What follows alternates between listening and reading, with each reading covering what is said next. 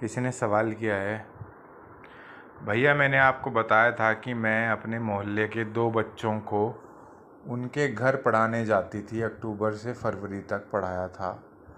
वो per month के 2200 रुपये देते थे।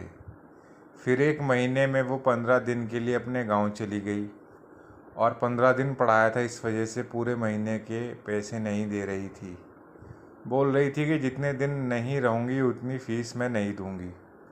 और एक दीदी वो कोचिंग पढ़ाती हैं छोटे बच्चों को, 4 साल से उनका नाम लेकर कंपैरिजन करती थी।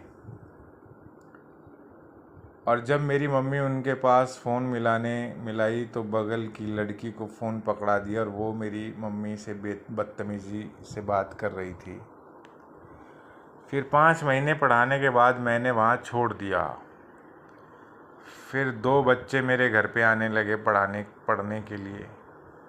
एक थर्ड में और एक सेकंड में फ़ीस 1000 रुपये महीना देती है। 3 महीने हो गए उन्हें पढ़ाते। इसी बीच एक लोग अपने 2 बच्चों को लेकर आई, एक तीसरी और एक पहली में पढ़ता है। बोली कि 1000 रुपये दूंगी महीने का। जब पढ़ना शुरू किया तो मैं हिंदी और अंग्रेज़ी में डिक्टेशन बोलती हूँ। जब देखी उनकी मम्मी बोली, नेक्स्ट डे बहुत सही कर रहे हो कि डिक्टेशन बोलती हो। जिनके पास पहले पढ़ते थे वो डिक्टेशन नहीं बोलती थी। फिर अगले दिन फ़ोन करके कुछ बता रही थी, ये ऐसे दिया करो। उनके कहने पर मैं ऐसे करने लगी। फिर उन्होंने हॉलीडे होमवर्क मिला, वो कराने लगी। बस मैंने क्या गलती की, जहाँ हॉलीडे होमवर्क करवाया था उसी पेज पे बच्चों का नाम लिखवा दिया। फ्रंट पेज डेकोरेट करना था, इसके लिए फ़ोन मिला के मुझसे बोली कि तुम बच्चों के ऊपर छोड़ देती हो, तुम ज़िंदगी में कभी परफेक्ट प्रोजेक्ट नहीं बनाई हो। फिर फ़ोन काट दिया। सिर्फ एक हफ्ते में इतना बोली। और बात बात में जहाँ पहले पढ़ते थे उनके बच्चे उनसे कंपैरिजन करती थी। और जब मैंने मना कर दिया कि नहीं पढ़ा पाऊँगी मैं, तो जिनके बच्चे मेरे पास पढ़ने आते हैं उनसे बोल रही थी कि इन्हें स्वर व्यंजन हिंदी नहीं आती, जबकि मुझे पता है मैंने सही लिखाया है। मेरी तबीयत ख़राब थी, अगर कोई गलती हुई भी होगी तो उसे मोहल्ले में बदनाम कर रही है। बहुत परेशान हूँ, कैसे क्या करूँ, प्लीज़ गाइड। करना क्या है, इसमें कुछ करने को है ही नहीं। ये जो लोग होते हैं इस तरीके की, सबसे पहले तो एक बात है कि जब भी अगर आप किसी मोहल्ले में रहते हो तो आपको पता होता है कि जो औरत है वो किस नेचर की है, लड़ाकू है, बदतमीज़ है। तो जो औरत लड़ाकू किस्म की है तो उसके बच्चों को तो बिल्कुल पढ़ाना चाहिए ही नहीं, क्योंकि वो तो किसी न किसी बात पे कोई ना कोई लड़ने का मौका ढूंढ ही लेगी। क्योंकि इनको लड़ना होता है। अगर घर में कलेश नहीं करेंगी तो बाहर करेंगी, क्योंकि अगर ना करें तो इनको बेचैनी सी उठती है। ये इनकी आदत होती है। आदतन लोगों को लड़ना होता ही होता है। अगर ना लड़ें तो इनको घबराहट होती है। ये भी एक मनोवैज्ञानिक प्रॉब्लम है, समस्या है, साइकोलॉजिकल डिसऑर्डर है,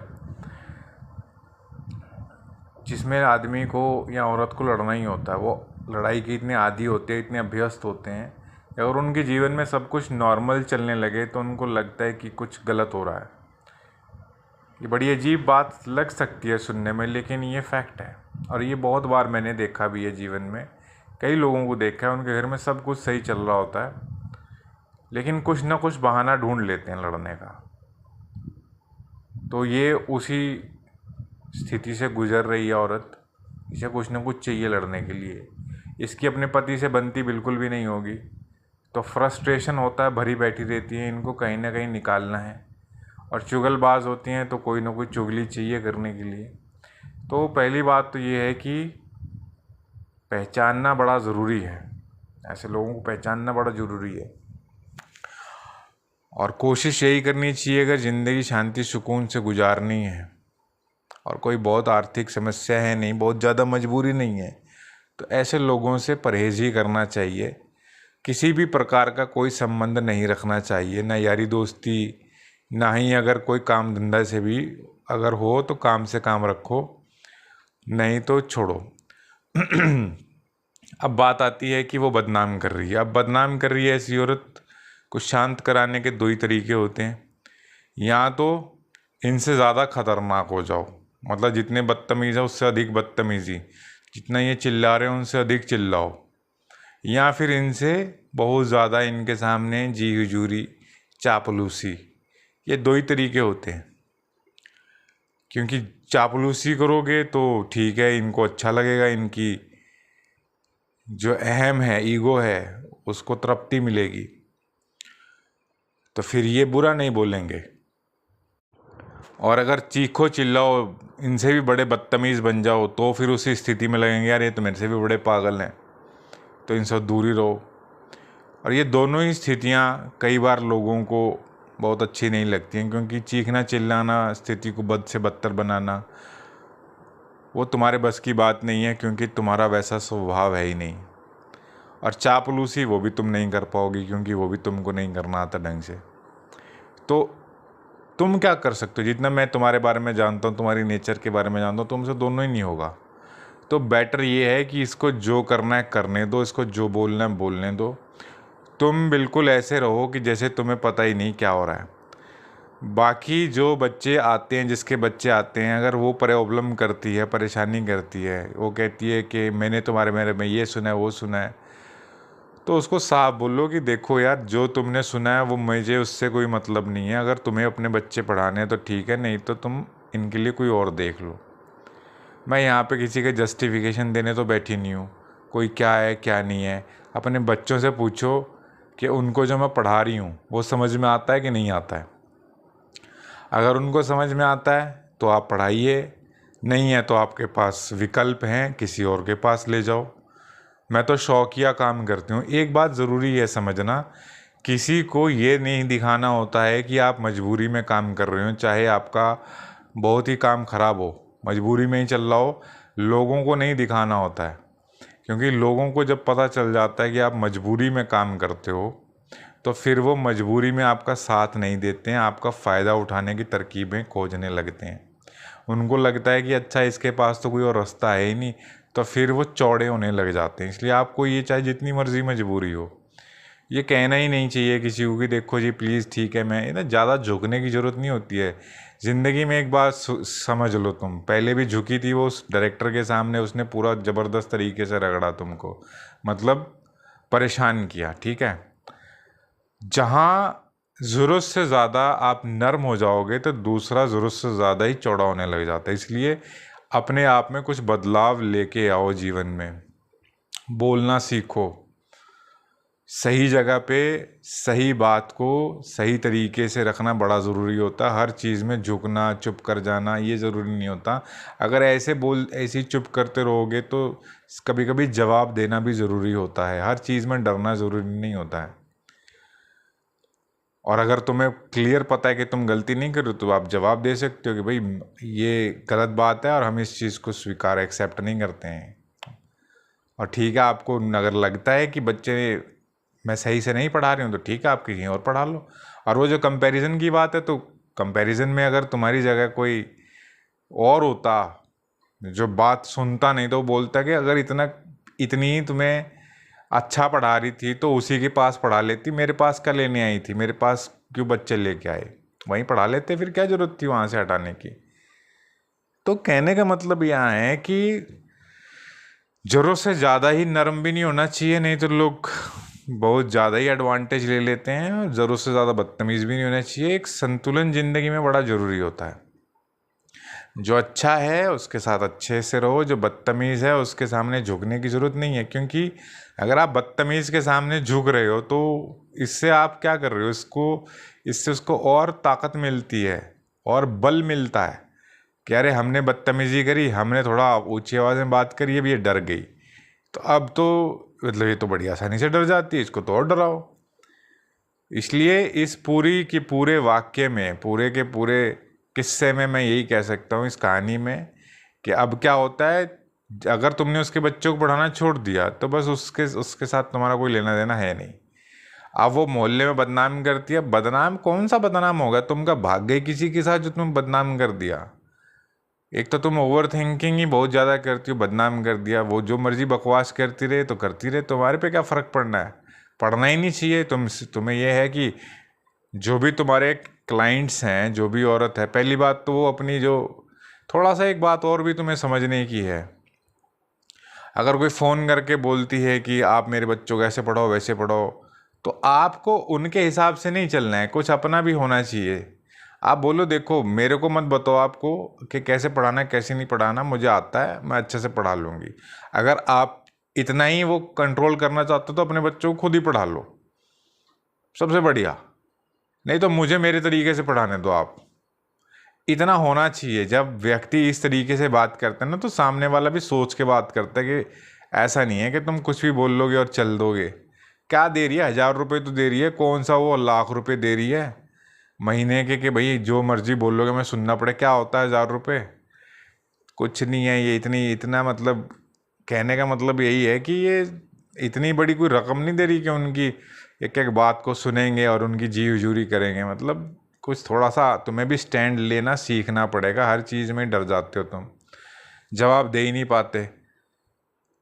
तो थोड़ा सा अपने ऊपर काम करना पड़ेगा। कितनी चीज़ें हैं, धीरे धीरे ही अपने आप को मजबूत बनाना पड़ता है। ऐसे थोड़ी कि अपने आप से कोई चेंज नहीं आता है, चेंज लेके आने पड़ते हैं। तो कुल मिला के बात सारी इतनी है कि अगर जिसके साथ, तब जिसके बच्चे नहीं पढ़ाते हो ना, तो उनके बच्चों से तुम्हें कोई लेना देना है ना ही उस औरत से लेना देना है। जो अगर वो बदनाम करती है तो करती रहे, तुम्हें क्या फ़र्क पड़ता है? तुम ध्यान ही मत दो, क्योंकि और लोग भी उसकी नेचर से वाकिफ़ ही हैं। बाकी लोग आएंगे और उनके बच्चों के अगर नंबर सही आ रहे हैं, उन्हें तो समझ में आ जाएगा कि हाँ आता है कि नहीं आता है इसको। और बाकी कौन सी वो पहली दूसरी क्लास के बच्चे हैं, कौन सा 10वीं 12वीं क्लास के हैं? पहली दूसरी तीसरी क्लास के बच्चों को क्या होता है, क्या पढ़ाना होता है? वो तो कोई भी पढ़ा लेगा। 12वीं क्लास के 10वीं क्लास के बच्चे पढ़ा लेंगे। तुम तो फिर भी ग्रेजुएट हो। तो बेकार की बातें हैं कि हिंदी के स्वर व्यंजन, क्या कितना टाइम लगता है स्वर व्यंजन सीखने में? ये जो बोल रही हैं मुझे तो यही अनपढ़ बेकार औरत लग रही है। बस इसको कुछ मिला नहीं करने को, तो लग रहा है कि हाँ ये चुपचाप सी रहती है, बोलती नहीं है, तो इस डरपोक सी है, तो इसको बस डरा लो तो डर जाएगी और फिर इसको बस वही सब चीज़ें कर रही है। तो तुम बहुत ज़्यादा मत डरा करो, हर चीज़ में डर जाते हो। थोड़ा सा अपना स्टैंड रखा करो, और जो बदतमीजी करे उसको बोलो कि अपना काम देखो भाई, मैं यहाँ पे तुम्हारी बदतमीजियाँ नहीं सुनने सुनने के लिए हूँ यहाँ पे। काम करो तुम अपना, बच्चे लेके चलती बन अपने। थोड़ा सा अपनी सेल्फ रिस्पेक्ट भी इम्पोर्टेंट होती है, तो इन चीज़ों का ध्यान रखना है।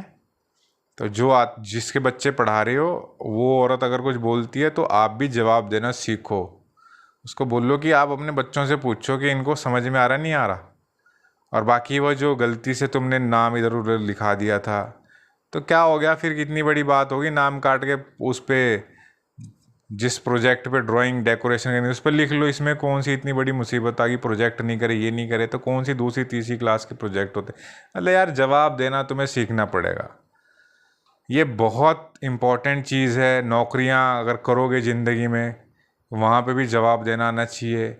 अगर नहीं भी करोगे तो भी घर परिवार में भी अगर ज़िंदगी जियोगे रहोगे, वहाँ पे भी जवाब देना पड़ता है कहीं पे। संसार में जब रहोगे, संसार में अगर व्यक्ति रहता है तो सही बात पे उसको स्टैंड लेना पड़ता है। हाँ, अगर गलती हमारी है तो हमें चुपचाप सुनना भी पड़ेगा, लेकिन अगर गलती हमारी नहीं है तो भी हम सुन रहे हैं, तो फिर तो ये हमारी ही गलती है, हमारी कमजोरी है, हमारी बेकारपना है हमारा। और क्या है? ये तो हमारा ही डर है, हमारी कमजोरी, हमारी कमी है। इस चीज़ को ठीक करना पड़ेगा, कोई और तो आगे करेगा नहीं।